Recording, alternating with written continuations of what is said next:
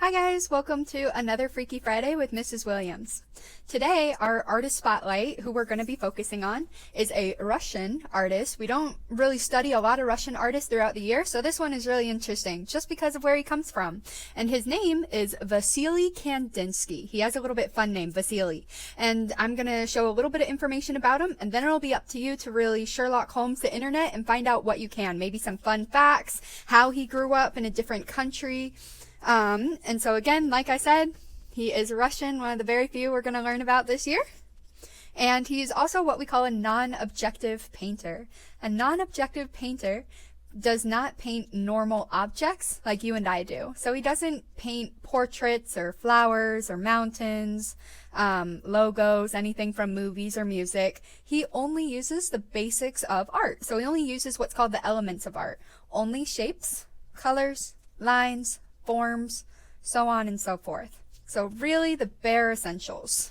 And so what that looks like are paintings that don't really look like anything in particular. It doesn't look like a face. It doesn't look like a landscape. It doesn't look like an object. It's just a mishmash of colors, shapes, and lines. Now, some of my students love this. They say, wow, this is so fun. It's so random. And some of my students hate it. They say, what is it? What is it supposed to be? And that's okay. Kandinsky was one of the very first artists to do this. He was radical. People thought he was really weird for painting this way. And again, they mostly didn't like it because he wasn't trying to paint anything in particular. He was just using colors and simple shapes that you and I already know. Awesome. Now in some, he'll use the same shape over and over again, or the same colors over and over again, and in others, they're really random. So you can see here these beautiful ringlets, but the only thing this piece has in common is the fact that there are ovals or these rings going around each piece. Other than that, it is pretty random. And so maybe Wassily isn't your cup of tea. Maybe you're looking at some of his abstract art and you're like, you know what? I could do that in my sleep. This really isn't my thing. Or Mrs. Williams, I don't know what he's trying to paint, but I don't like him. That's okay. In art, you're going to meet a lot of artists that you simply don't understand.